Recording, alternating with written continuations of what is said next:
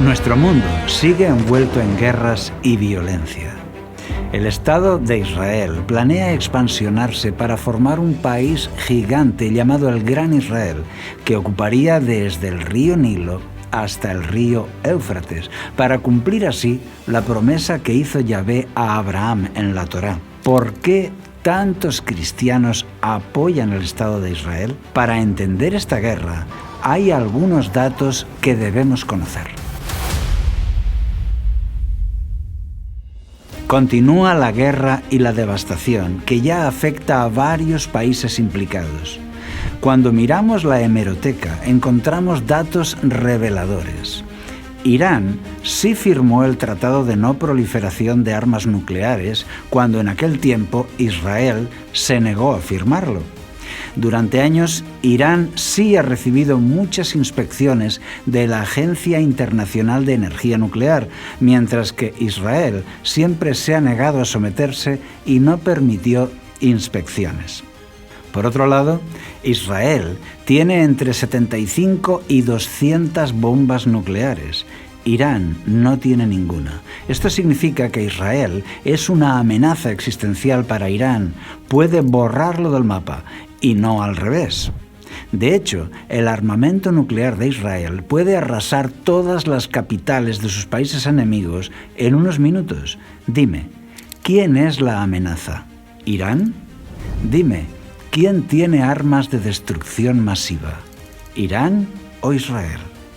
Así es, las autoridades internacionales estiman que Israel tiene 90 ojivas nucleares operativas, listas para ser lanzadas hoy mismo desde aviones o desde submarinos. Podrían borrar del mapa 90 grandes ciudades. La política nuclear de Israel ha sido siempre opaca, más opaca que la de Irán. Es decir, no reconocen la posesión de esas armas, de ese arsenal nuclear, pero tampoco lo niegan. El Organismo Internacional de Energía Atómica ha estado vigilando a Irán, valorando su proceso de enriquecimiento de uranio que le permitiría construir la bomba atómica. Irán ha ido progresando, 70, 80, hasta llegar al 90% del proceso, y al llegar a ese punto se considera que en cualquier momento podrían completarlo y construir sus propias armas nucleares. Además, Irán ya no permite el paso a los inspectores nucleares. Todo esto ha disparado las alarmas de Israel y de Estados Unidos, y la tensión ha subido hasta estallar. Pero para entender esta guerra y sus motivos, hay algunas cosas que tú necesitas saber. ¿Estás preparado? Comenzamos.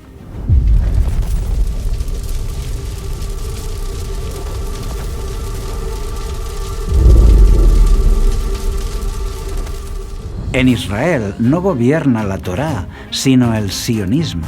Cuando escuché la noticia del ataque pensé, ¿por qué han atacado en sábado? ¿No basan su discurso en la Torá? ¿No dicen que están obedeciendo los designios divinos? ¿Y que tienen derecho a la tierra porque está escrito en la Biblia?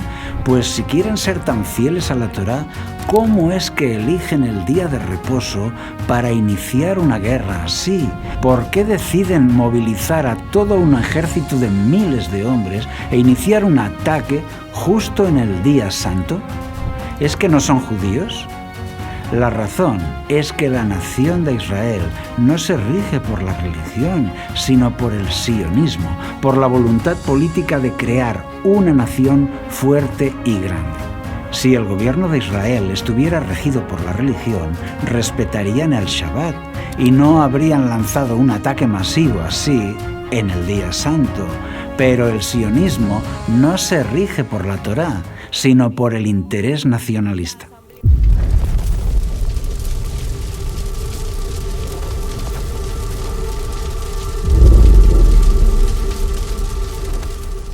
Los sionistas, actualmente en el poder, tienen el proyecto de crear una nación gigante llamada el Gran Israel. Es el sueño de políticos y religiosos judíos basados en la promesa de Yahvé a Abraham. Los sionistas desean multiplicar su territorio. El Gran Israel abarca desde el río Nilo hasta el río Éufrates, es decir, que comprende zonas que hoy son de 8 países diferentes que rodean a Israel. Toda Palestina, toda Jordania, Líbano, toda Siria y partes de Irak, Egipto, Turquía y Arabia Saudita. Los políticos israelíes evitan decirlo en público para no escandalizar, pero en sus círculos sí lo afirman. Es una antigua aspiración del sionismo. Atención, este es el texto en el que se basan. En aquel día hizo Yahvé un pacto con Abraham, diciendo: a tu descendencia daré esta tierra, desde el río de Egipto hasta el río grande, el río Éufrates. Este es el texto fundacional para el objetivo sionista llamado el Gran Israel. Esto no es negociable para ellos. Israel planea seguir creciendo, devorando el territorio de sus vecinos hasta conseguirlo. Así que, amigo, si te has escandalizado con el genocidio de Gaza, que sepas que esto no ha hecho más que empezar. ¿Entiendes ahora por qué Irán quiere tener armas nucleares? Bien, vamos aprendiendo más cosas sobre el contexto de esta guerra. Sigamos.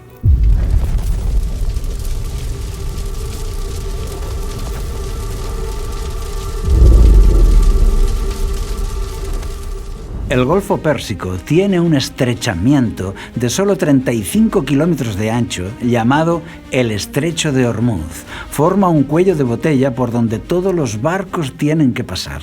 El tráfico naval es allí muy intenso. Es un punto clave para el tráfico comercial. Por allí circula la 1/5 parte del petróleo mundial y también del gas licuado. Cuando la Armada americana se acercó a Irán de forma amenazadora, empezó la tensión, se sentía la amenaza. Entonces, las compañías aseguradoras cancelaron todos los seguros a los barcos que cruzan el Estrecho de Ormuz. Muchas compañías decidieron no cruzar por temor a perder su carga o incluso a perder el barco por un ataque iraní. Irán ha colocado en el Estrecho de Ormuz minas inteligentes operadas por inteligencia artificial para destruir los barcos que pasen por la zona. Además, ha posicionado lanzamisiles en la costa. Desde el 1 de marzo, varios barcos han sido atacados. Ha habido varios heridos y los marineros han tenido que ser evacuados a tierra firme. El canal está cerrado. Donald Trump solo hace buenos negocios. Él sabía que este conflicto iba a cerrar el Estrecho de Ormuz y eso bloquea el comercio de petróleo y de gas licuado. La subida del precio del petróleo beneficia a los Estados Unidos de América, porque el petróleo de Estados Unidos es más caro que el de Oriente Medio y no puede competir en precios. Pero ahora, con este bloqueo, el petróleo oriental sube de precio y el petróleo de Estados Unidos vuelve a ser competitivo. Vuelve el negocio.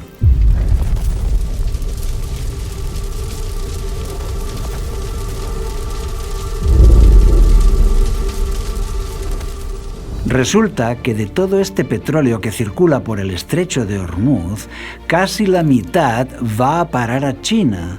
Y si China no recibe ese petróleo de Irán, su crecimiento económico se va a frenar. Lo que hizo Trump con Venezuela, quiere hacerlo ahora con Irán. Sustituir al líder en el gobierno, pactar con un nuevo gobierno y hacerse con el petróleo y el gas. Según esto, el objetivo final no es Irán, sino China, frenar a China por falta de recursos. Y tú dirás, ¿pero esto es así de sencillo? Pues según los expertos internacionales, sí. Porque controlaría ese petróleo barato de Irán y se lo estaría quitando a China, y eso le daría a Estados Unidos el poder de dañar el crecimiento de China.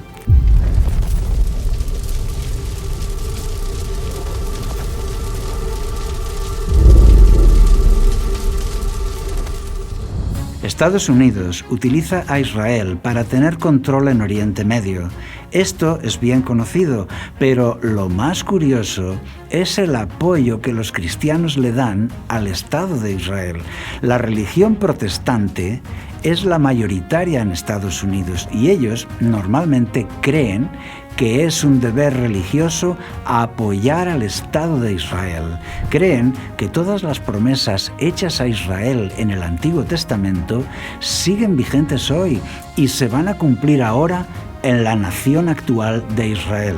Son capaces de decir que están abolidos los 10 mandamientos y que está abolido el sábado, pero que no están abolidas las promesas a la nación de Israel. Muchos cristianos creen que para que Cristo traiga su reino, primero el templo de Jerusalén debe estar funcionando plenamente, realizando los sacrificios ordenados en la Torá. Por tanto, creen que hay que apoyar al Estado de Israel para que cumpla su designio divino. Jesús habló del tercer templo. Pregunta importante, ¿nos habló Jesús del tercer templo? La respuesta es sí. De hecho, Jesús nos dio la verdadera interpretación de todos esos textos sobre el templo. Veamos, 3 ideas clave que no podemos olvidar. Primera, Jesús dice que el nuevo templo será Él mismo, su cuerpo. Respondió Jesús y les dijo, «Destruid este templo y en 3 días lo levantaré». Dijeron luego los judíos, «En 46 años fue edificado este templo, ¿y tú en 3 días lo levantarás?» Mas Él hablaba del templo de su cuerpo. Por tanto, cuando resucitó de entre los muertos, sus discípulos se acordaron que había dicho esto y creyeron la Escritura y la palabra que Jesús había dicho. Atención, nos dice que es Jesús quien va a reedificar ese templo y que el templo es Él, su cuerpo. Por tanto, el templo físico no es importante.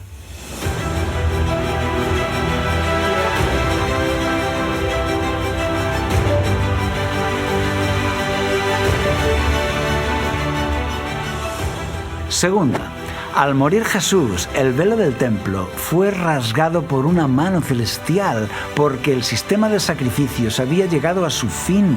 El Cordero de Dios ya fue sacrificado en la cruz. Ahora los sacrificios del templo ya se habían cumplido en él. Jesús, habiendo otra vez clamado a gran voz, entregó el Espíritu. Y he aquí, el velo del templo se rasgó en 2 de arriba a abajo. Ese velo roto de arriba a abajo nos muestra un templo ya anulado, descalificado. Durante siglos, los sacrificios de corderos servían para esperar al verdadero cordero, al verdadero sacrificio. Ahora, el sacrificio de Jesús en la cruz ya había pagado el precio de nuestro perdón. Por tanto, el templo físico no es importante. Tercera, el nuevo pacto en su sangre había comenzado. En el nuevo pacto, la sangre que paga por nuestros pecados no es la sangre de animales, sino la sangre de Jesús. Después de haber cenado, tomó la copa diciendo, «Esta copa es el nuevo pacto en mi sangre, que por vosotros se derrama». La sangre que nos salva es la sangre de la cruz, no la sangre de los sacrificios. Ya no importan ahora los sacrificios de animales que prefiguraban la llegada del Salvador. Por tanto, el templo físico no es importante. Por eso Jesús se lo dijo a los judíos, se los dijo muy claro. Pues os digo que uno mayor que el templo está aquí. Ahora, todo lo relativo al templo físico ya quedó cumplido, completado, consumado. Mientras moría, Jesús lo dijo con estas palabras, «Consumado es, todo se ha cumplido, las leyes rituales de la Torá han terminado, por tanto, el templo físico no es importante». El templo en el Nuevo Pacto. ¿El Nuevo Testamento se refiere a Israel, Jerusalén, el templo? Sí, por supuesto, pero nos presenta una nueva dimensión. Atención. Y si vosotros sois de Cristo, entonces sois descendencia de Abraham y herederos según la promesa. Ahora, todos los creyentes son la descendencia de Abraham, son el Israel de Dios. porque por un solo espíritu fuimos todos bautizados para formar un solo cuerpo, sean judíos o griegos. No hay un destino para Israel y otro para los gentiles, porque dice que ya son un solo cuerpo, porque Él es nuestra paz, que de ambos pueblos hizo uno, derribando la pared intermedia de separación, para crear en sí mismo de los dos un solo y nuevo hombre. Por supuesto que hay muchas promesas y profecías en la Biblia que señalan a Israel, que se cumplirán en el Israel del nuevo pacto, la Iglesia de Cristo. Lo mismo pasa con la palabra Jerusalén. Hay muchas profecías donde Jerusalén es mencionado, pero es la Jerusalén del nuevo pacto, la Jerusalén de arriba, es la nueva Jerusalén en el reino de Dios, que gobernará el mundo en ese reino eterno de gloria. No es la Jerusalén física de hoy. El Apocalipsis lo deja muy claro. Vi un cielo nuevo y una tierra nueva, porque el primer cielo y la primera tierra pasaron, y yo, Juan, vi la santa ciudad, la nueva Jerusalén, descender del cielo de Dios, dispuesta como una esposa ataviada para su marido. De modo que en el nuevo pacto la palabra Israel describe a todos los que están en Cristo, y la palabra Jerusalén describe a la ciudad de los santos en la gloria, la nueva Jerusalén. El Antiguo Testamento nos da los símbolos y el Nuevo Testamento nos da el cumplimiento. Un santuario en el cielo. Si hubo alguien que nos pudiera explicar bien este asunto, ese sería Pablo, porque él era un escriba erudito de la élite intelectual del Templo de Jerusalén, pero descubrió el cristianismo y se convirtió en teólogo cristiano, de manera que Pablo conoce muy bien la Torá y el Templo y también el mensaje cristiano. Y tenemos la suerte de tener la carta de Pablo a los hebreos. En aquellos años, miles y miles de judíos se hicieron cristianos. Incluso sacerdotes, escribas, fariseos aceptaron a Cristo. Ahora, Pablo les escribe para animarles en medio de una gran persecución. Les dice que este templo judío que les está persiguiendo es solo figura y sombra del verdadero. Ahora les explica que el verdadero templo está en el cielo, donde Jesús ofrece su propia sangre para expiar. Pablo enseñó que ahora nuestro sumo sacerdote es Cristo, quien intercede por nosotros ante Dios en el templo del cielo. Pero estando ya presente Cristo, sumo sacerdote de los bienes venideros, por el más amplio y más perfecto tabernáculo, no hecho de manos, es decir, no de esta creación.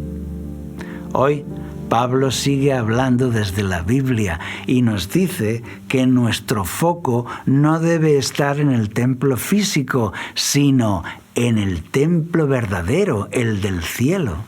Ahora bien, el punto principal de lo que venimos diciendo es que tenemos tal sumo sacerdote, el cual se sentó a la diestra del trono de la majestad de los cielos y es ministro del santuario, de aquel verdadero tabernáculo que levantó el Señor y no el hombre. El nuevo templo de Israel es el santuario celestial, levantado por Dios mismo. Ahora nuestros ojos deben mirar a ese verdadero templo donde Cristo consigue nuestro perdón. Por tanto, el templo físico no es importante. Si el santuario celestial es algo nuevo para ti, puedes ver nuestro programa sobre esto, titulado Una profecía en 3D, el santuario, donde verás esta enseñanza sólidamente bíblica. Te dejo el enlace en la descripción del vídeo. Es cierto que hay muchos textos bíblicos profetizando sobre Israel, sobre Jerusalén y sobre el templo. Lo sé, pero en el nuevo pacto estas tres palabras toman una dimensión diferente, más amplia y eterna.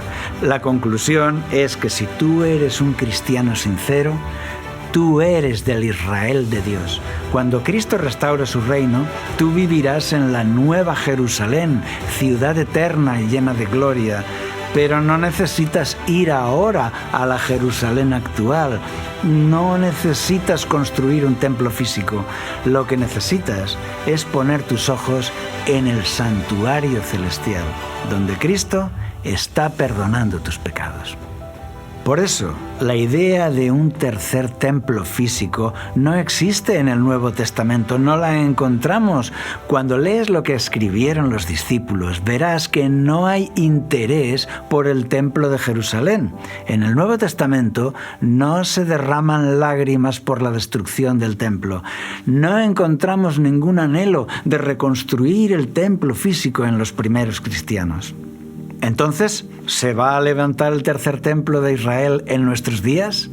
La Biblia no dice nada sobre esto, ni lo afirma ni lo niega. Por eso hemos preparado toda esta información política, religiosa, de actualidad, para que tú puedas formar tu propia opinión. Dispensacionalismo. ¿Qué es esto de dispensacionalista?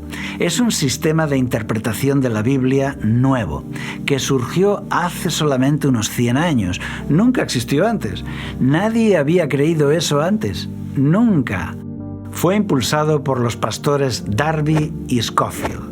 El dispensacionalismo fue condenado como apostasía por las iglesias de su tiempo, pero más adelante se publicó una Biblia Reina Valera 60 en español con las notas de Scofield incluidas, y muchos creyeron más en aquellas notas que lo que decía la propia Biblia.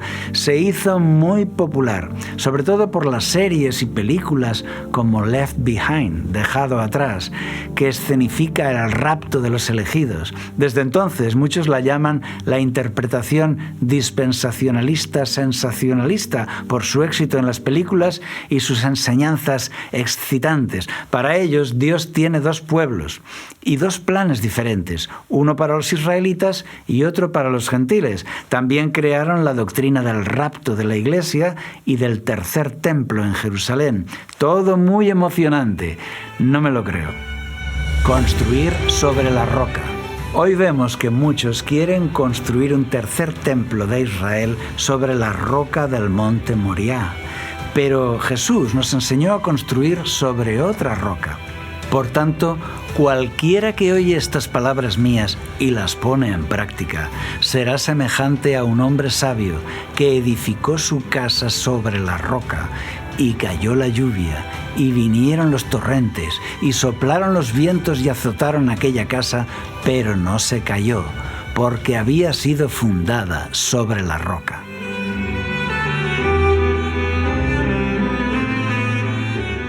Tu vida espiritual debe basarse en Cristo y su enseñanza, para que sea eterna, inamovible, y entonces nada la podrá destruir. Escucha a Jesús. Él es la piedra de fundamento, Él es la roca sobre la que debemos de construir. No permitas que nada te distraiga de eso.